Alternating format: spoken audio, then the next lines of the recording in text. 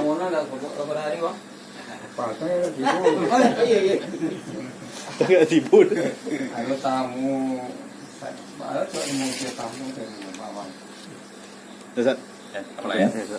Assalamualaikum warahmatullahi wabarakatuh. Alhamdulillahil aliyyil arfaqi wa jami'il asya'i wal mufarriqi dhin ni'amil wasi'atil wazirah wal hikamil bahiratil kathirah. Thumma salatu ma'a salamin daimi ala rasulil qurasyil khatami wa alihi wa sahbihil abrar al haizi maratibil fakhar. Amma ba'd. Ayyuhal ikhwa wal akhwat, a'azzani wa a'azzakumullah. Saudara-saudariku yang semoga dimuliakan oleh Allah, kita bertemu kembali di malam Kamis untuk mengkaji hadis-hadis Nabi sallallahu alaihi wasallam yang ada dalam kitab Arba'una Haditsan fit Tarbiyati wal Manhaj. 40 hadis dalam masalah pendidikan dan manhaj pada Syekh Dr. Abdul Aziz bin Muhammad bin Abdullah Sadhan, hafizahullahu ta'ala. Ya, pada pertemuan sebelumnya kita sudah atau masih membahas hadis ke-21.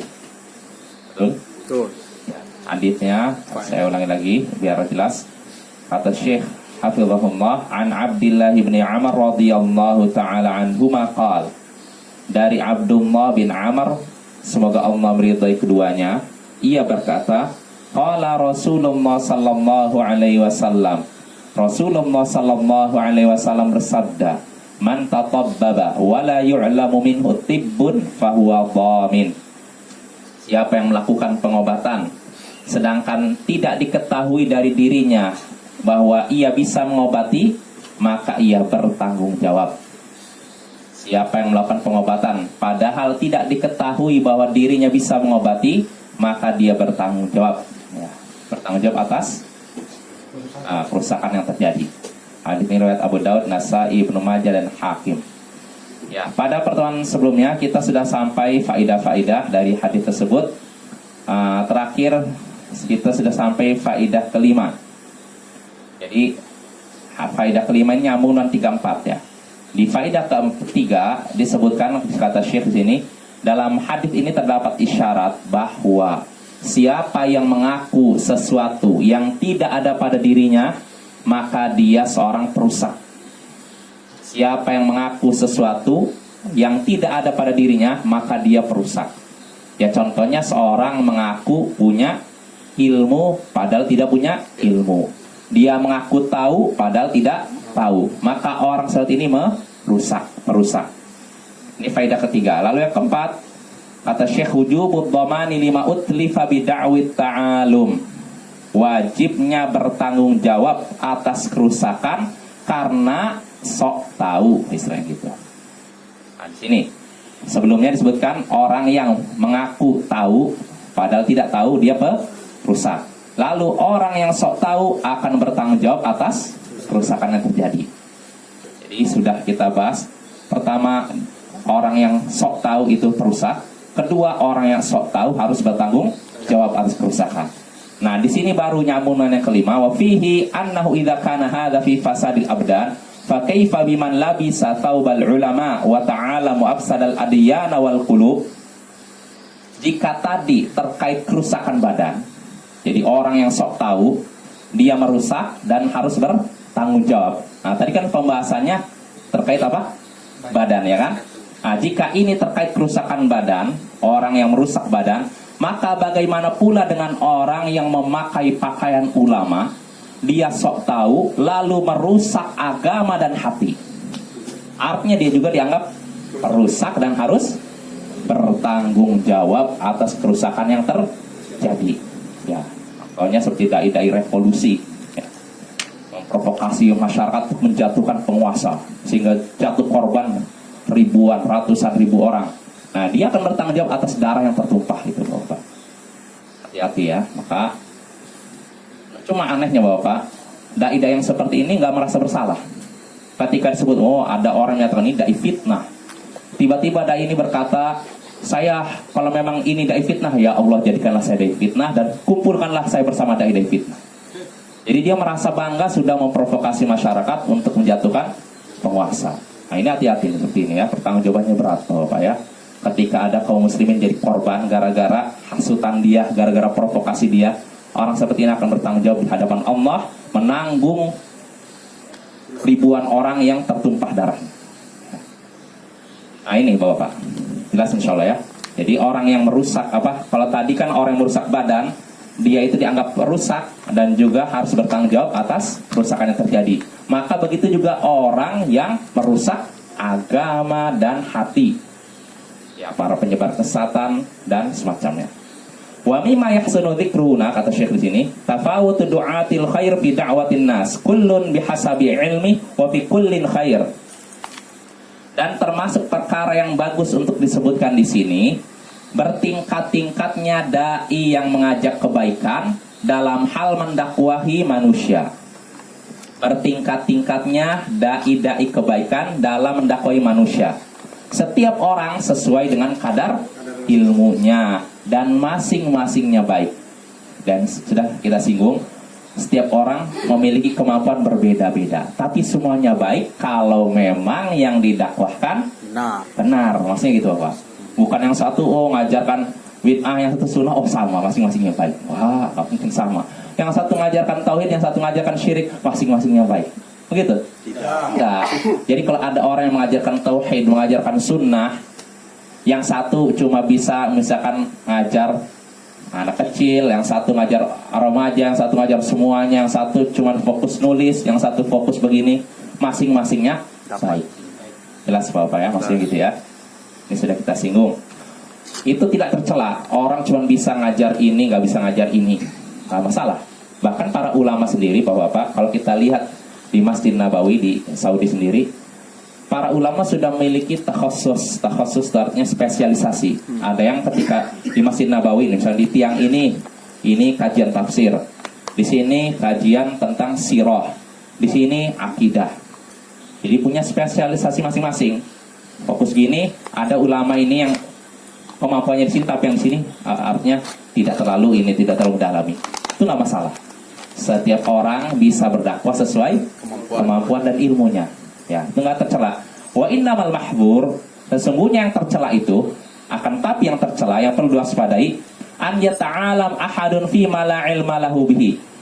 Yang perlu diwaspadai bukan tadi orang yang cuma bisa ngajarkan sesuai kemampuannya, enggak, ini enggak tercela. Yang tercela yang perlu diwaspadai yaitu seorang sok tahu dalam perkara yang dia tidak tahu.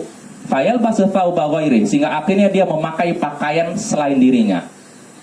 Fayadurru nafsahu, sehingga akhirnya dia membahayakan dirinya, wa yadurru ghairahu, dan membahayakan orang lain. Memakai pakaian selain dirinya, ya pakaian misalnya pakaian ulama. Dia merasa sebagai ulama padahal bukan ulama. Ini yang membahaya Bapak ya. Bisa nggak berlaku? Kan itu kan khusus kesehatan. Kalau di bidang pendidikan itu ada yang jadikan kita jadi guru gitu. Cuma jadi guru ini karena ngerjain gaji aja gitu. Jadi ngajarnya asal-asalan aja gitu. Itu dia akan dipertanggungjawabkan di hari kiamat. Jadi seorang itu harus menunaikan kewajibannya sebagaimana yang dibebankan kepadanya. Jadi kalau seorang guru misalkan dari dibebankan harus ngajar ini, sudah ajarkan. Gak boleh dia mengurangi. Ya kalau nambah nggak masalah. Artinya mungkin siswa ini mungkin perlu dikasih tambahan pengetahuan, nggak masalah. Tapi kalau dia kurangi dalam keadaan dia mampu untuk menyampaikan apa adanya, makanya nggak boleh. Makanya Syekh Shalih Al-Fauzan, seperti tidak salah Syekh Shalih Al-Fauzan ditanya tentang guru, dosen Madinah, pokoknya dosen inilah ilmu syariat. Dia mengatakan gini, bagaimana nih kalau kita ngajarkan pengetahuan ilmu ini sesuai dengan kurikulumnya, rasanya kurang pas. Jadi bagusnya mahasiswa ini diajarkan kitab-kitab yang lebih tebal supaya mereka terbiasa untuk membahas masalah. Jadi jangan berpaku pada kurikulum diktat dan semacamnya. Maka kata Syekh Shalih Al-Fauzan, betul memang bagus seperti itu. Tapi kewajiban seorang guru, dosen dalam hal ini, yang pertama dia harus menyampaikan apa yang sudah dibebankan kepadanya. Yang dibebankan kepadanya bukan buku-buku kitab-kitab tebal, tapi kurikulum yang sudah ditentukan. Maka dia harus amanah. Wah, saya kena itu. Kena saya.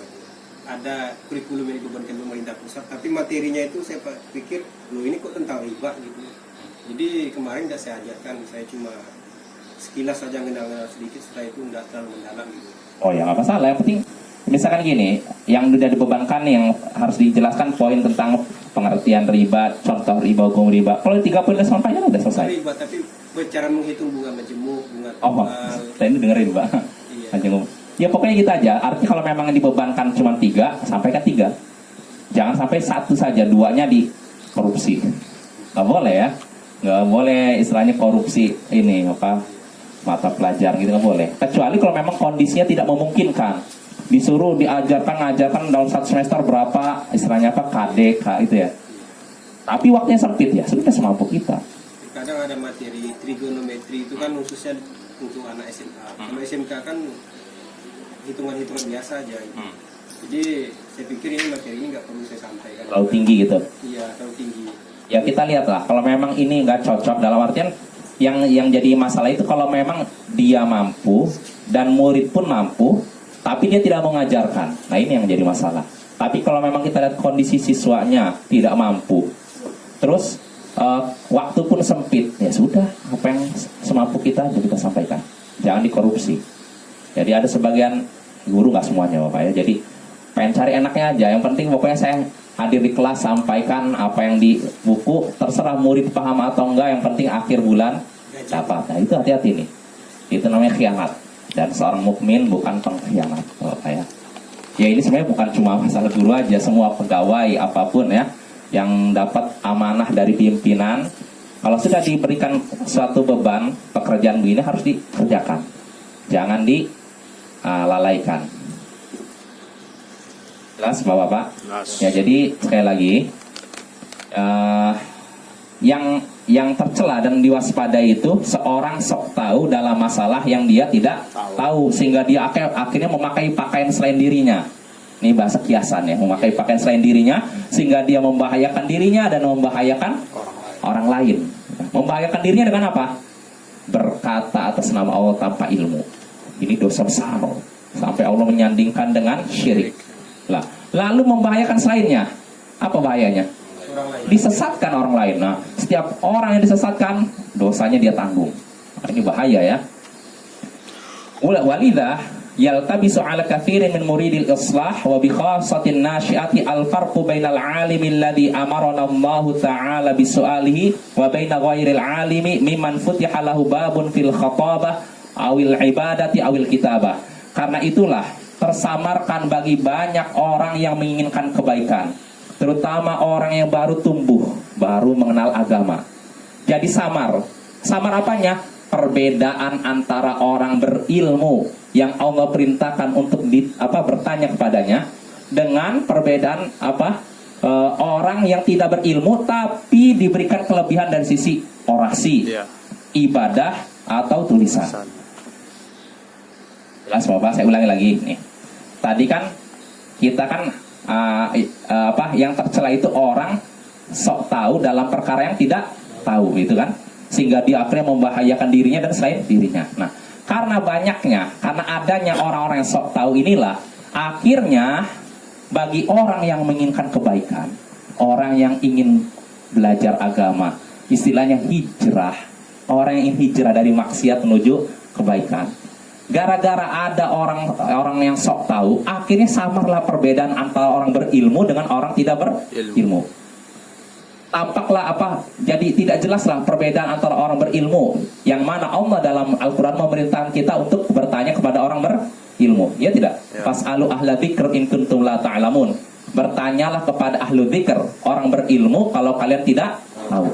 Nah, gara-gara munculnya orang-orang sok tahu, akhirnya bagi orang-orang yang baru mau belajar, mau hijrah, jadi bingung. Apa perbedaan antara ini dan ini? Ini orang berilmu, orang tidak tahu dia.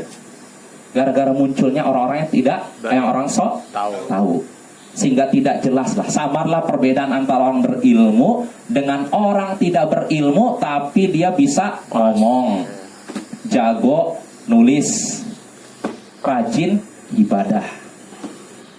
Jelas Bapak ya. Gara-gara muncul orang-orang sok tahu inilah banyak orang yang tanya, terjun maksiat lalu ingin tobat, jadi bingung. Saya ngikut siapa nih? Ini orang ceramah juga. Ini ceramah. Karena keterbatasan ilmu dia akhirnya bingung. Saya ikut siapa nih? Ini pintar ngomongnya kok. Dia ngomongnya pintar. Padahal tidak punya ilmu. Jelas Bapak ya? Ini perusakan yang sangat banyak gara-gara gitu. Orang-orang sok tahu. Tidak punya ilmu, tapi seakan-akan berilmu. Sehingga akhirnya membahayakan dirinya dan orang selain dirinya. Dan yang seperti itu Bapak-Bapak, banyak ya orang dia nggak punya ilmu tapi pintar ngomong, sudah berani tampil di depan halayak lalu berbicara masalah agama. Oh, Rasulullah bersabda begini-begini, nggak jelas hadis yang sampaikan. Hadis apa itu? Hadis yang nggak pernah kita dengar seumur hidup. Hadis apa yang kamu sampaikan? Nah, itu hati-hati Bapak ya. Kadang ada orang cuma pintar ngomong tapi nggak punya ilmu. Ini kalau bagi orang yang baru ingin mengenal agama, nampak samar. Tapi kalau orang udah belajar, ini orang ngomong apa? Kan nampak Bapak ya. Yang bahaya itu bagi orang yang baru hijrah gitu loh. Baru lepas dari maksiat, ingin belajar agama, lihat ini orang ngomongnya lancar, nyampaikan hadis, cuman dia nggak tahu ini benar nggak, karena keterbatasan ilmu. Tapi kalau orang udah taklim, udah belajar, bisa beda, ya kan? Yang dikhawatirkan tuh orang yang baru hijrah. Ini yang kita khawatirkan seperti itu. Karena orang yang seperti itu ada ya. Contohnya ada orang pernah nyampaikan hadis minum kopi.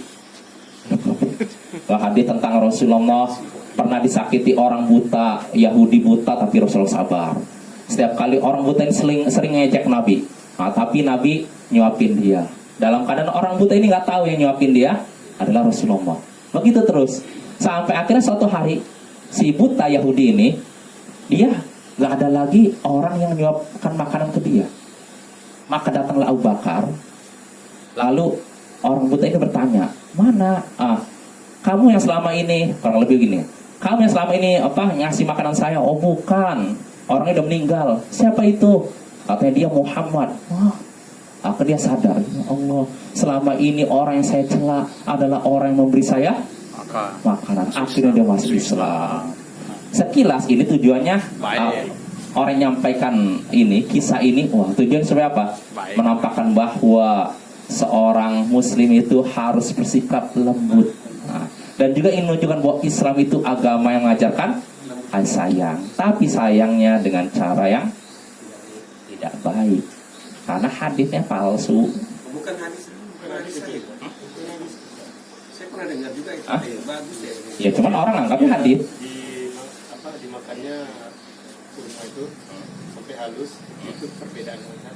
Kalau Rasulullah mengunyahkan kurma untuk orang buta itu halus. Iya. Kalau yang sama Abu Bakar ini, iya. kasar, jadi dia tahu. Iya itulah. Ya itu hadis bagi orang kan nyampaikan. Artinya apa? Segala perbuatan yang disandarkan pada Rasulullah namanya apa? Hadis. Karena definisi hadis segala ucapan, perbuatan dan persetujuan dari Nabi. Itu namanya hadis. Nah, banyak orang yang menyatakan bahwa ini hadis. Bukti apa? Rasulullah begini. Pada hadis ini dusta. Tidak ada kejadian seperti itu. Nggak ada lah.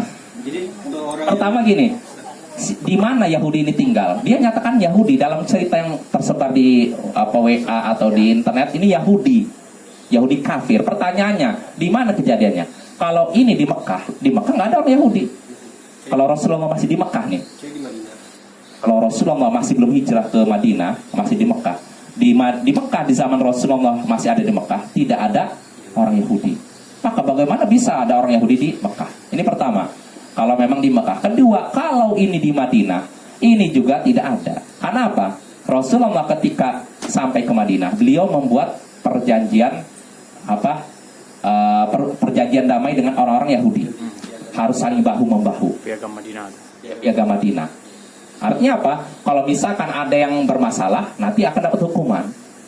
Nah, di zaman Rasulullah, ketika ada seorang wanita muslimah saja diganggu oleh pedagang Yahudi, kainnya diikat dengan tempat dagangnya sehingga ketika dia berdiri perut robek, nampak betisnya. Dari kejadian itu seorang muslim langsung marah, tonjok ini. Nah, orang Yahudi kroyok dia sampai mati. Nah, setelah itu Rasulullah mengepung orang Yahudi dan akhirnya diusir. Gara-gara seorang muslimah yang robek pakainya sampai betisnya nampak. Maka bagaimana pula kalau sampai orang Yahudi berani mencela Nabi di Madinah? Ada yang mencela Nabi itu budaknya dibunuh. Apa ya? Ada yang budaknya dibunuh mah. Ada kisahnya. Seorang sahabat ada budaknya mencela Nabi, kemudian sahabat itu Ya, bunuhnya. ya artinya nggak mungkin Nabi membiarkan. Karena ketika itu di Madinah yang jadi penguasa Ya, Rasulullah. Rasulullah masa membiarkan orang mencela diri. Nggak mustahil, dan di situ ada sahabat juga. Nggak mungkin dibiarkan. Jelas Bapak ya? Kalau kisah orang Yahudi tadi di Mekah mustahil. Karena di zaman Rasulullah belum hijrah, belum ada orang Yahudi. dan nggak ada orang Yahudi dari dulu. Nah kalau di Madinah mungkin, tapi yang jadi masalah nggak mungkin orang Yahudi berani nekat mencela Rasulullah di Madinah. Dalam keadaan Rasulullah tahu dan para sahabat tahu, mustahil. Karena ketika itu orang Yahudi, satu orang Yahudi saja istilahnya memainkan seorang muslimah sehingga robek pakaiannya. Akibatnya apa? Terjadi peperangan sekali. Maka kan muslimah pemimpin kaum muslimin, mustahil. Nah ini Bapak, kisah seperti ini diceritakan oleh sebagian orang yang kalau kita anggap kalau sebagian orang mau berilmu nih, karena mungkin pakai sorban kah ngomong. Tapi kalau kita udah ngaji kan, ini orang ngomong apa sih? Jadi Ustaz, kalau seorang penceramah itu bercerita, menyampaikan sesuatu ke jamaahnya itu menyandarkan ada nama Rasulullah di situ, termasuk hadis yang diancam tempat duduk neraka. Kalau dia tahu bahwa hadis itu benar-benar ini apa, bukan sabda Rasulullah, Bukan terancam. hadis, tapi dia bercerita itu nggak ada, saya dengarkan di Facebook tuh nggak ada dia bercerita menyebutkan hadis, tapi dia bercerita Rasulullah. Ya itu namanya hadis. Apapun yang menyebutkan keadaan Rasulullah. Kan saya lagi definisi hadis itu segala perkataan, perbuatan dan persetujuan Nabi. Bahkan sebutkan definisi para ulama lain termasuk juga sifat Rasulullah, baik sifat fisik maupun sifat perilakunya. Misalkan Rasulullah itu tidak terlalu tinggi, tidak terlalu rendah. Ini namanya apa? Hadis. Nah itu, jadi hadis itu bukan cuma disebutkan hadis rawahu Muslim. Apapun yang tersebar disebut di situ Rasulullah melakukan ini namanya hadis. Nah, cuma yang jadi masalah, apakah semua hadis bisa kita terima? Tidak. Tidak. Ada hadis yang sahih dan ada hadis yang lemah dan ada hadis yang palsu. Nah, itu yang jadi masalah. Ustaz, Ya. ada pernah saya dengar apa Ustaz, Nabi ini diduga orang kafir berada. Kalau di Mekah iya, tapi bukan orang Yahudi. Kan yang cerita yang tersebar ini orang Yahudi katanya. Yahudi yang buta lagi. Berani-berani mencela Nabi. Kalau yang menyakiti Nabi itu orang musyrik Quraisy, betul. Banyak itu. Tapi yang jadi masalah ini disebutnya Yahudi. Di mana ini? Kalau di Mekah nggak mungkin, nggak ada orang Yahudi di Mekah waktu itu. Kalau di Madinah nggak mungkin juga. Karena kaum muslimin ketika itu berkuasa. Rasulullah penguasa ketika itu. Jelas Bapak ya? Jadi ini kisah dusta sebenarnya. Ah ya ini Ustaz, saya baru ingat, saya dengar itu. Jadi ceritanya Nabi itu kenapa babi diharamkan, kata penceramah itu. Ketika Nabi disuguhi itu ada cerita kayak gitu beda tuh. Jadi Nabi itu nggak mau makannya diharam. Saya pikir apa binatang ternak, binatang hewan babi itu tempat dia tinggal itu nggak ada di gurun pasir. Itulah terancam sabda Nabi, man kadzaba alayya falyatabawwa maq'adahu minan nar. Siapa yang berdusta atas namaku, maka siapkanlah tempat duduknya di neraka. Hati-hati ya. Kalau orang berani dusta Dia ya. sih kan nyebutkan hadis tapi dia bercerita. Ya kan itu Rasulullah, itu namanya hadis. Ada Nabi. Ada nabinya. Iya. Apapun yang kalau dia kata Rasulullah melakukan ini, Nabi sallallahu alaihi wasallam melakukan ini, namanya hadis. Misalnya kayak gini Pak Sunadi. Nabi minum SMS. Artinya palsu itu. Iya, jelas. Dulu nggak ada SMS. Saya jadi berpikir loh, dia Timur Tengah itu yang ada tuh hewan cuma unta gitu, kok ada babi di sana gitu. Ini cerita. Kalau bagi orang yang awam bisa jadi ketipu kan, yang nggak pernah belajar baru hijrah dari maksiat, ya. Tapi kalau orang udah belajar, insya Allah bisa tahu ini dusta, nampak dustaannya. Ya kita lanjut Bapak. Kita harus komen. Jadi yang dipertanyakan saya, apa perbedaan antara kafir Quraisy dengan orang Yahudi? Kafir Quraisy artinya orang Arab tinggal di Mekah. Orang kafir Quraisy, Musyrik orang ya. yang tinggal di Mekah. Arab kota Mekah. Iya. Kalau Yahudi artinya gini, Bani Israel. Jadi gini, bangsa Arab termasuk Quraisy, suku Quraisy ini keturunan Nabi Ismail. Sedangkan orang Yahudi sekarang, orang Yahudi ini keturunan Ishak.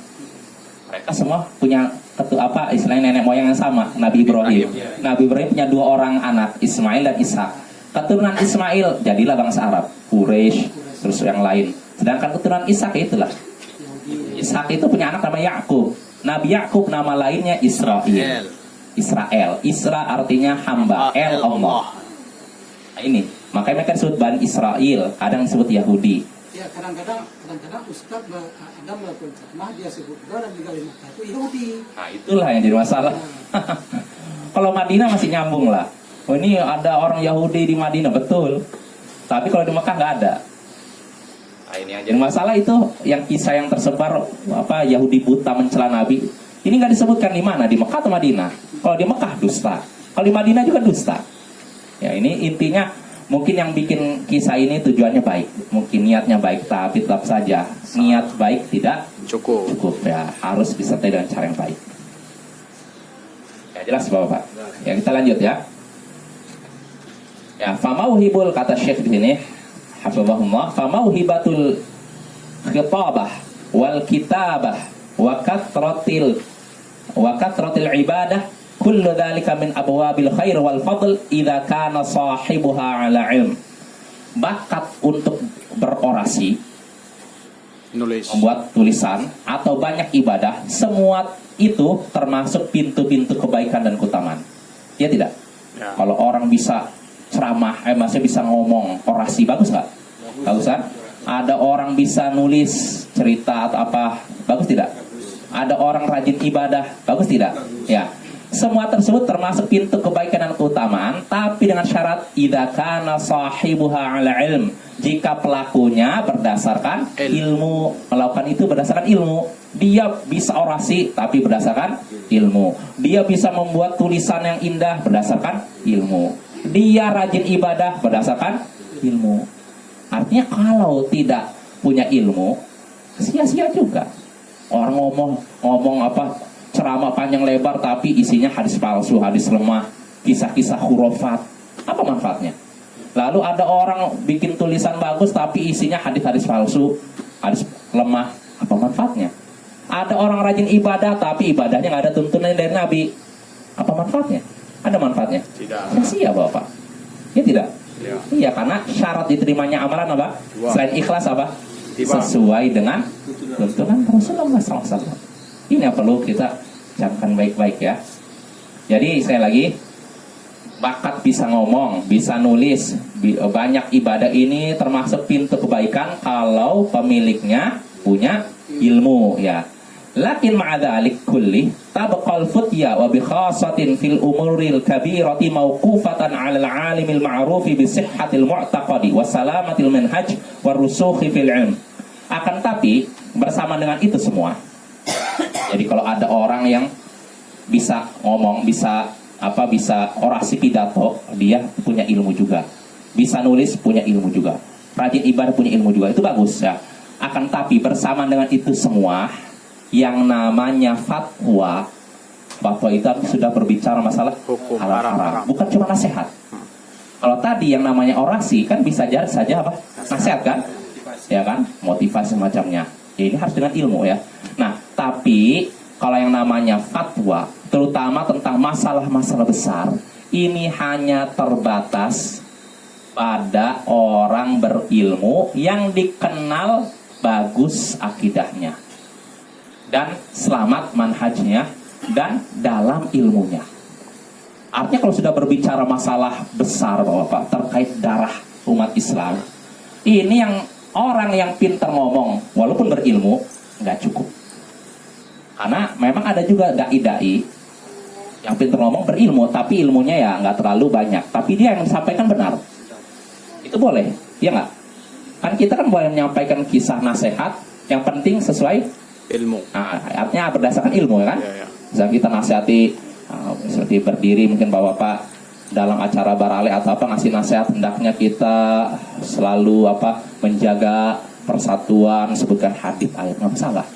Nasihat. Tapi kalau sudah berbicara masalah halal haram, terutama terkait masalah negara, masalah umat, nggak bisa orang seperti ini berbicara. Yang bisa berbicara adalah orang alim berilmu yang dikenal benar akidahnya. Kedua, selamat manhajnya. Ketiga, kokoh ilmunya. Makanya Bapak kalau masalah besar, terus terang saya nggak berani bicara. Masalah kemarin, masalah dulu yang masalah apa sempat dipermasalahkan, apakah masjid ditutup atau tidak, saya nggak mau komentar. Ini masalah besar ya, terkait masalah nyawa, masalah. Nah ini serahkan kepada ulama kibar. Tapi kalau mungkin bapak-bapak bertanya, kalau mau sujud dari itidal apa tangan dulu atau kaki dulu, ya saya masih bisa jawab gitu. Tapi kalau udah terkait masalah umat, darah umat, nah ini serahkan kepada ulama yang lebih, serahkan kepada ulama ya, Senior. ulama besar ya. Dan begitu juga yang apa praktek yang terjadi di Arab Saudi begitu. Para ulama ada di sana, banyak di Saudi. Tapi kalau udah membahas masalah besar, para ulama menyerahkan kepada yang lebih Besar. senior. Makanya sana dibentuk Hay'ah Kibarul Ulama. Hay'ah Kibarul Ulama bahasa Indonesia apa? Hay'ah itu dewan ya. Dewan ulama besar. Dewan Itu senior. memang ulama-ulama senior. Orang tua. Maka kalau terjadi masalah apa-apa, ulama-ulama yang tidak tergabung dalam itu mereka nggak berbicara, serahkan kepada Dewan Ulama Senior. Senior. Jelas Bapak ya? Ya itu masalah besar. Nggak bisa kita masalah besar komentar ya. Harus diserahkan kepada orang yang kokoh ilmunya. Ilmunya memang udah matang ya. Saya jadi ingat Ustaz apa kutipan dari sahabat ya. Ketika sahabat itu ditanya tentang hal haram, dia itu nggak berani memutuskan hal haram itu ini. Dia itu hanya bilang saya tidak menyukainya. Cuma beraninya dia bilang saya pribadi tidak menyukainya. Tidak menyukainya. Iya. Sahabat. Iya. Oh, nggak tahu ya. Ada baca gitu baca. Nah, kalau yang ada dinukil dari Imam Malik dan beberapa ulama salaf terdahulu, mereka tidak berfatwa dalam satu hal sampai direkomendasikan oleh guru-gurunya. Guru-guru yang bersama, oh kamu udah bisa kasih fatwa ya dah. Seperti Imam Syafi'i sama Imam Malik itu. Iya, itu. Ya. Jadi ini udah layak ini apa memberikan fatwa ya silakan. Kalau belum layak enggak, mereka nggak mau bicara. Walaupun mereka sendiri bisa jadi punya ilmu Bapak ya. Kok di Indonesia ini banyak sekali ulama-ulama Yang Itulah yang jadi masalah. Habib ini ulama ini gitu ya kan? Syekh. Kalau gampang nggak sih ngasih apa itu saya kira. Itulah. Itu musibah. Tidak, kita lanjut Bapak ya. Ya, kita lanjut. Ya, kata Syekh di sini hafizahullah wa hadzal lubs ada tafriq bainal ulama wa ghairihim jarra ala katsirin min mujtama'atil muslimin nakabatin wa wailatin fi waqtin hum ahwaju ma yakununa ila takatuf wa tarabut. Kesamaran inilah, maksudnya apa? Kesamaran membedakan mana ulama dengan selain ulama.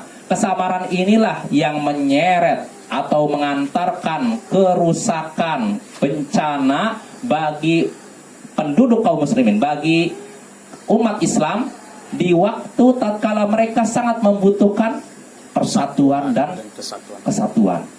Jadi apa? Gara-gara yaitu tersamarnya ini orang berilmu atau tidak.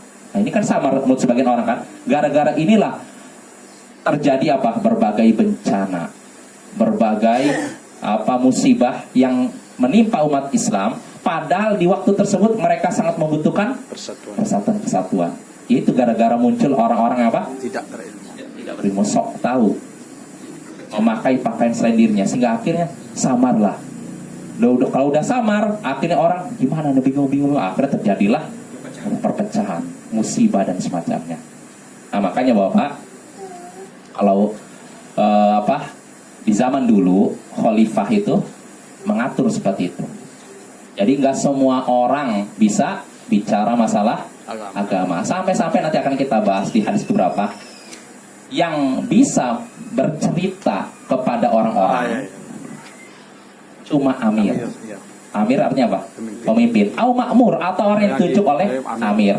Atau kata Nabi muro, orang yang ria. Artinya apa? Ya cari mati lah. Artinya kalau seseorang cerita apa artinya dia bisa ngasih nasihat di hadapan orang-orang. Kalau bukan amir atau orang yang tunjuk amir, berarti orang ini haus apa? Pujian, haus kekuasaan, haus jabatan. Artinya zaman dahulu yang namanya orang memberi nasihat sudah ditunjuk. Kalau bukan amirnya sendiri, yang ditunjuk amir. Tapi zaman sudah berlalu, udah berubah. Pertama, amirnya tidak berilmu. Yang ditunjuknya juga kadang lebih tidak berilmu lagi. Sehingga akhirnya yang berdiri memberikan nasihat di hadapan masyarakat, orangnya tidak berilmu. Makin menumpuklah musibah menimpa umat. Yang memilih amirnya Iya, yang jelas Yang namanya pemimpin itu cermin dari Masyarakat. rakyatnya. Maka tugas kita lah memperbaiki masyarakat. Ya jelas Bapak. Kita lanjut lagi sedikit lagi. Lakin tasaddur ba'dhin nas mimman la yu'rafunal ilm yu'rafuna bil ilmi fadlan 'an tadallu'i fihi li majalisil futya wa isdaril fatawa al mujarradati min ad-dalil syar'i bisababi 'atifatin jayyashatin aw muhakatin li akharin adha'a katsiran minal juhud wa kana sababan fi ighlaqi abwabin minal khair wa fathi abwabin minasyarr. Ya, akan tetapi tampilnya sebagian orang yang tidak dikenal memiliki ilmu, apalagi bergelut dengan ilmu. Jadi nggak dikenal punya ilmu, bukan tidak dikenal bergelut dengan ilmu. Karena ada orang bisa jadi punya ilmu, tapi tidak terlalu Terkenal. bergelut dengan ilmu kan. Nah, tapi yang jadi masalah munculnya sebagian orang, tampilnya sebagian orang yang tidak dikenal memiliki ilmu, apalagi bergelut dengan ilmu. Tampilnya sebagian orang tersebut di majelis-majelis fatwa dan mengeluarkan fatwa tanpa dalil dari syariat. Disebabkan apa? Emosi yang berapi-api atau mengekor orang lain. Nah, yang seperti ini menyebabkan hilangnya kebanyakan dari perjuangan usaha dan menyebabkan tertutupnya pintu-pintu kebaikan dan terbukanya pintu-pintu keburukan. Maksudnya apa Bapak? Kita bisa lihat nih, misalnya begini. Ketika seorang nih yang tidak punya ilmu berbicara tentang umat, dia ngasih fatwa tanpa dalil, yang terjadi seperti apa? Kacau. Kekacauan kan? Contohnya misalkan menghadapi penguasa, ada sebagian orang nggak pernah bergelut di majelis ilmu, tiba-tiba berbicara masalah umat penguasa, dikerahkan umat untuk menjatuhkan penguasa, sehingga akhirnya apa yang terjadi? Kekacauan. Nah, kadang ada seperti itu Bapak. Kadang ada orang yang tidak berilmu atau dia pernah belajar tapi belum sampai tingkatan ulama, tapi sudah berbicara masalah besar sehingga akhirnya mengakibatkan bencana bagi kaum muslimin. Nah, ini pernah terjadi. Apa? Belajarnya di Google. Iya. Nah, ini banyak. Nah, itulah. Di YouTube. Sehingga akhirnya apa? Terjadilah masalah. Akhirnya apa? Contohnya kayak revolusi ini kan. Setelah penguasa marah, digoyang-goyang, akhirnya masjid ditutup. Kaum muslimin dibantai. Ini ada terjadi. Seperti di Aljazair dulu. Iya. Seperti itu kejadiannya. Dulu sebelum terjadi revolusi di Aljazair tahun 1992, kaum muslimin dakwah sunnah itu tersebar di situ. Bahkan Syekh Abdul Malik Ramadhani pernah bercerita, pernah di suatu masjid di Aljazair. Ketika itu ulama yang di Aljazair ngajar, seorang ulama ngajar Sahih Bukhari. Masjid itu penuh. Jadi orang semangat belajar agama. Tapi itulah mungkin takdir Allah. Ketika itu muncullah seseorang yang orang anggapnya katanya dia itu orang yang ngerti sunnah, padahal tidak ngerti sunnah. Dia bergelut dalam politik. Nah, dia akhirnya mengarahkan sebagian ahlu sunnah untuk masuk ke dalam politik. Nah, sehingga akhirnya apa? Ketika itu partai Islam menang. Penguasa artinya harus mundur. Penguasanya ketika itu militer. Jelas Bapak? Militer yang jadi penguasa militer. Nah, karena ini demokrasi kan istilahnya gitu kan. Kalau partainya menang berarti yang jadi penguasa partai yang menang kan? Nah, akhirnya partainya menang. Nah, cuman penguasa ini ngerasa gak rela dilepas. Akhirnya apa? Setelah partai ini menang, kudeta, dibatalkan pemilu. Apa yang terjadi setelah itu? Perang. Perang antara namanya waktu itu partai FIS ya, partai Islam dengan pemerintah, dengan tentara, dengan apa penguasanya tentara itu terjadi perang. Akhirnya apa terjadi? Saling bunuh membunuh. Orang misalkan, ulama ini dibunuh dengan alasan apa? Ini ulamanya FIS. Nah, yang ulama ini dibunuh dengan apa? Ulama pemerintah. Beberapa bulan masjid ditutup oleh penguasa gitu. Orang mau sholat gimana coba akhirnya? Tutup masjid. Bukan karena corona, bukan. Tapi karena memang kondisinya itu memang ditutup oleh penguasa. Jadi akhirnya kaum muslimin mau ibadah nggak tenang, ya kan? Mau belajar nggak bisa. Ya gara-gara beberapa orang yang punya semangat tapi tanpa ilmu. Itu orang-orang seperti tadi ya. Orang yang memberikan fatwa tapi tanpa dalil. Cuman apa? Emosi saja. Perasaan aja. Atau niru orang lain.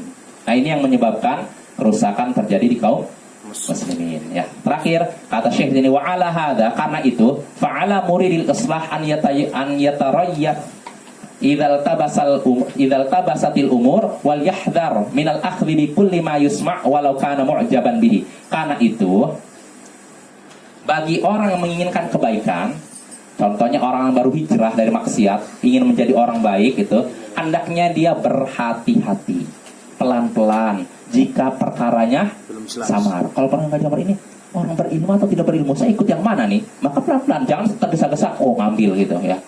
Dan hendaknya dia hati-hati dari mengambil segala yang ia dengar, walaupun dia kagum. Artinya semata-mata kita melihat orang ngomongnya fasih apa, nggak cukup. Agama tidak dinilai benar atau tidak berdasarkan kefasihan seorang.